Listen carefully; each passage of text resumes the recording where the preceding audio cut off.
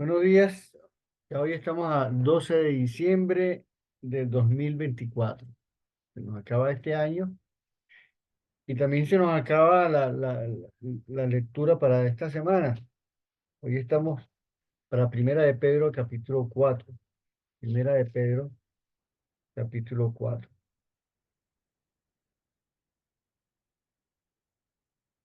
Venimos hablando de la carta del apóstol Pedro, en cómo de alguna manera el apóstol está tratando de consolar al pueblo en medio de tribulaciones, de sufrimientos.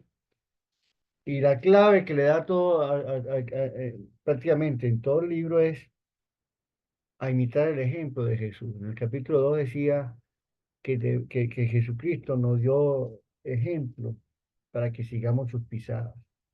¿En qué?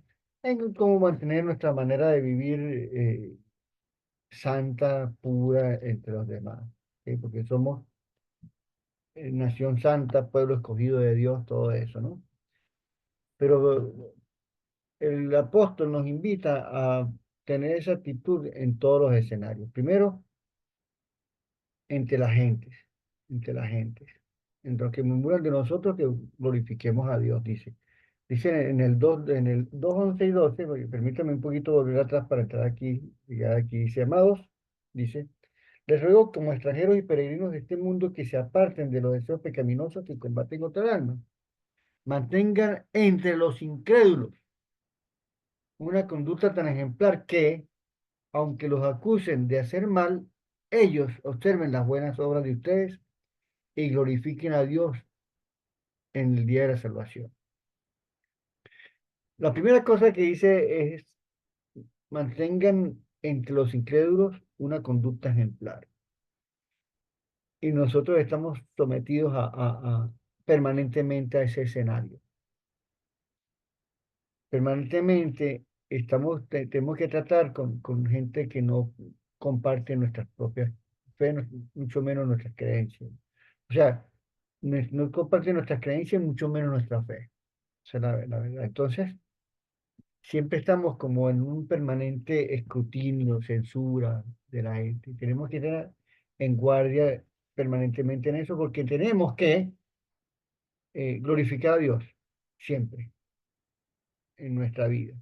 Y luego, el escenario cambia también cuando dice en el versículo 13 del capítulo 2 que tenemos que someternos a toda institución humana, a nuestros gobernantes y superiores. También, o sea, y estamos hablando de escenarios difíciles de conservar cierta conducta o buena conducta, ¿ok? Y aquí en Venezuela, pues más todavía, ¿no? Pero ahí dice, sométase aquí. Y la iglesia, aunque no estemos de acuerdo con algunas cosas, estamos sometidos.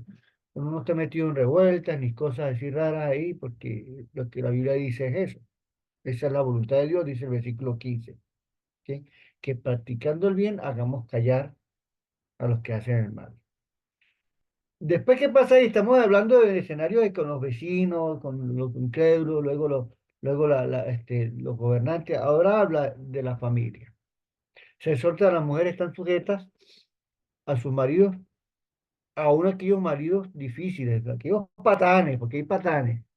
¿Cómo lo hace? Dice, ¿cómo lo dice? Con la conducta de ustedes. Fíjate, en todas partes los invita a tener una buena conducta, un buen comportamiento. Sí, hay que portarse bien. Esto no es cuestión de defensa solamente, sino que hay que portarse bien. Hay que preocuparse porque nos vean bien, glorificar a Dios con nuestra conducta. Dice que la mujer se sujeta al marido, dice, para que los maridos patanes, incrédulos, sean ganados sin palabra por la conducta de las esposas. Y esa conducta viene de un buen ambiente que es resultado de una buena actitud. Por lo que dice el capítulo 3. ¿Ok?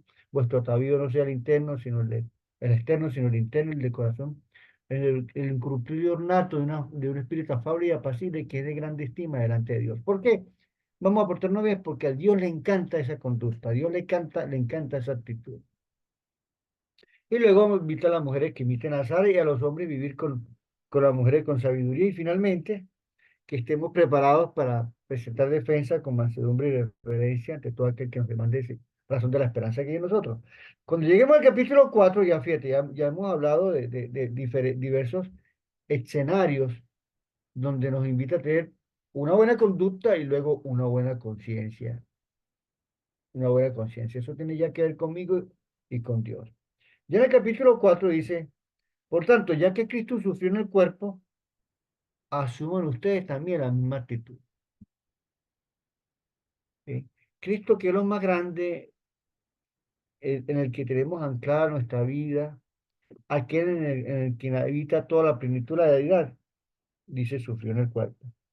Eso está con el primer versículo que mencioné, del capítulo 2, dice, del capítulo 2, 21.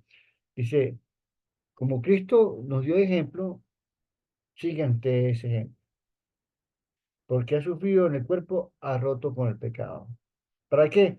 Para vivir en su vida terrenal, no satisfaciendo sus pasiones humanas, sino cumpliendo la voluntad de Dios. El capítulo 4 continúa la invitación del capítulo 2.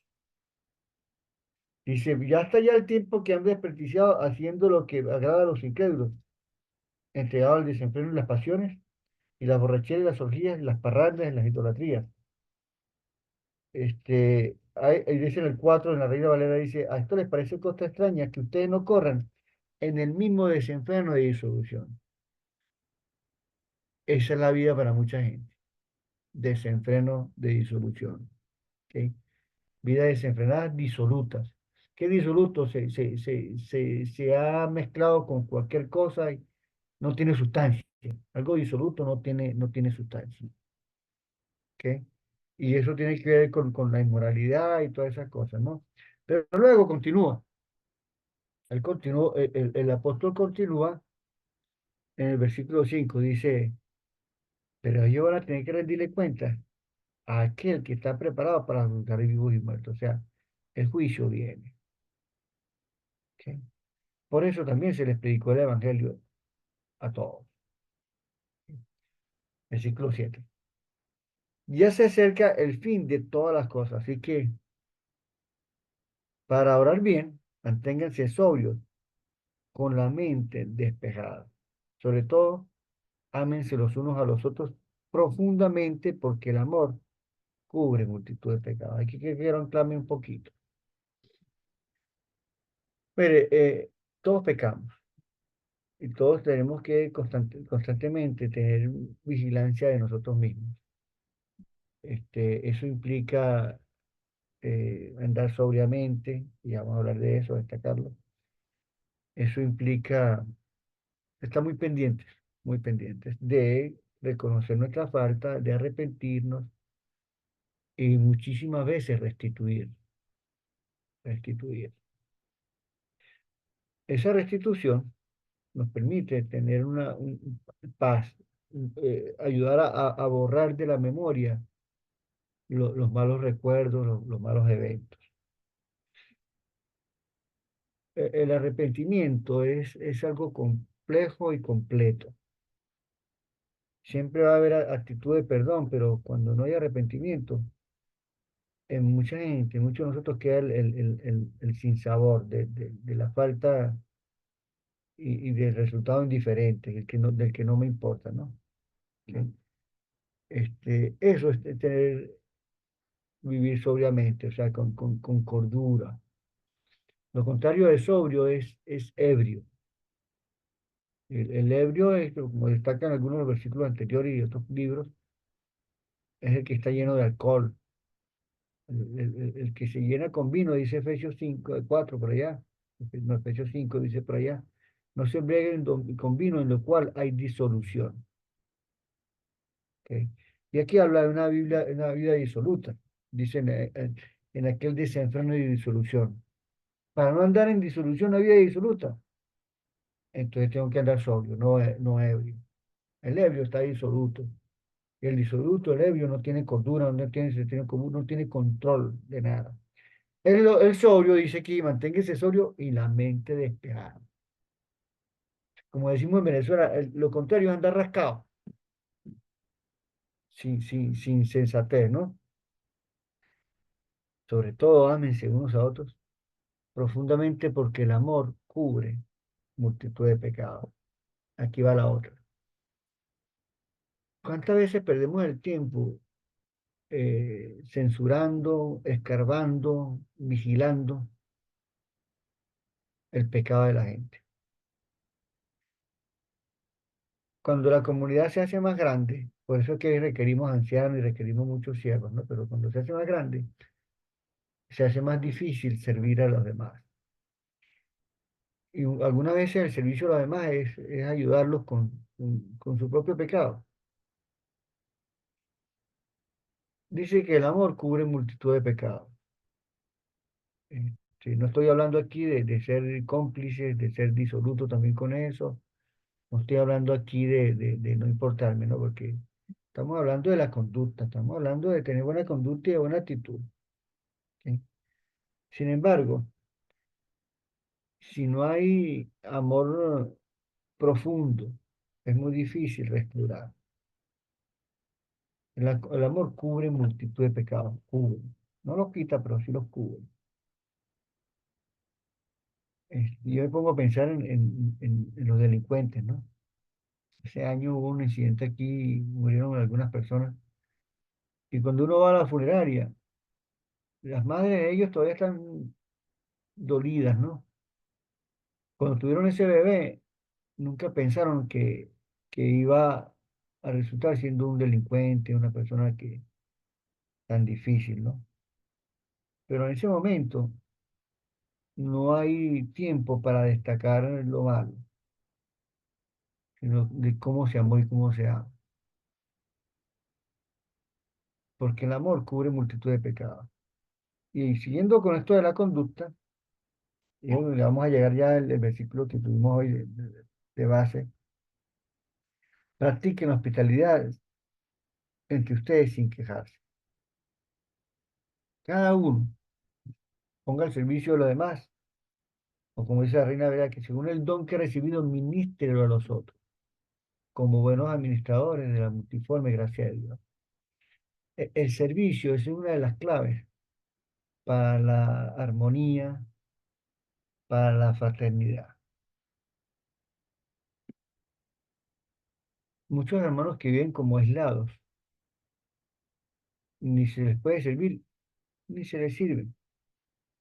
En la manera que nosotros servimos a los demás, es- estamos tratando de dejar algo nuestro en la vida de los demás, algo de Jesucristo en la vida de los demás. La vida cristiana no consiste en el servicio, simplemente en el servicio del domingo. Como hemos visto aquí en Pedro, nos involucra en todos los escenarios de la vida en que nos toca vivir, en el vecindario, ante las autoridades, ante la familia y ante la iglesia misma. ¿Sí? Se nos espera un tipo de comportamiento ejemplar. Y el apóstol Pedro también lo enfatiza mucho en toda la carta. Algo que ayuda es servirnos. Y a veces hay algunos que sirven más, otros que sirven menos, que servimos menos, y a veces nos quejamos. Está hablando desde mi propia realidad, ¿no? Dice, pero aquí dice, cada quien tiene un don. No hay nadie que diga que no recibió nada. Todos, lo vemos por aquí, o las palabras de los talentos, las capacidades, lo que en fin, todo el mundo ha recibido algo. Es deber ministrarlo a favor de los demás. Se trata del bienestar de todos. Esa es una evidencia, dice, de que somos administradores fieles de esos dones, de la multiforme gracia de Dios, la gracia de Dios que tiene muchas formas. Entonces, termina el versículo. El que habla, hable conforme a la palabra, a las palabras mismas de Dios. Perdóneme esta, pero eso no quiere decir expresar versículos, decir versículos, porque muchas veces se dicen versículos fuera del contexto, fuera de lo que Dios quiso decir. Ponemos un versículo tratando de decir algo que la Biblia nunca ha dicho. Se trata de, si vamos a hablar de, que nuestras palabras sean sujetas, sean influidas, sean determinadas por lo que la palabra de Dios dice. O sea, que la palabra de Dios sea tanta autoridad y tanto nivel de pureza y de importancia que regule cualquier cosa que nosotros podamos decir. Si alguno habla, hable como si fueran palabras de Dios. No dice, si alguno habla, hable versículos. No, que los versículos más bien influyan y determinen lo que yo tengo que decir. Luego dice, y si alguno ministra, ministre conforme a esos dones, a ese poder que Dios da. ¿Ok? Y finalmente, dice, para que todo sea Dios glorificado. Recuerda que estamos buscando en la gloria de Dios. ¿Ok? Y luego desde el versículo 12 en adelante dice, miren, yo sé que la cosa es difícil, estamos en ambientes muy contrarios a nosotros, pero dice, alégrense. Si padecen por Cristo, alégrense. Dice en el 13, para que también sea inmensa la alegría cuando se revele la gloria de Cristo. Y luego en el versículo 14, dichos ustedes si los insultan por causa del nombre de Cristo. Si vamos a pecar, que sea por eso. Mira, hay un hermano que está detenido por allá. Y lamentablemente la razón de la detención no es por la gloria de Cristo. Está preso hace tiempo y no es por la gloria de Cristo. Por eso cuesta mucho ir allá y dice, bueno, ¿usted qué? Ah, usted es de la misma religión de él, usted es igual que él. ¿Sí? Entonces uno también compromete la reputación de la iglesia. Que ninguno tenga que sufrir por asesino, ladrón, delincuente, ni siquiera por entrometido. Pero si alguno sufre por ser cristiano, que no se avergüence, sino alabe a Dios por llevar el nombre de Cristo. Alabe al Señor. ¿Por qué? Allá en el capítulo 21 dice, Cristo nos dejó ejemplo, sufrió por nosotros, nos dejó ejemplo para que sigamos sus pisadas. Él no amenazó, Él le entregó las cosas a Dios al que juzga justamente. Y luego lo que acabamos de leer aquí en el capítulo 4 que Cristo mismo, este, dice, imitando a Jesucristo mismo, lo leímos hace un momento en el capítulo 4. ¿Sí? Eso es parte de nuestra sobriedad.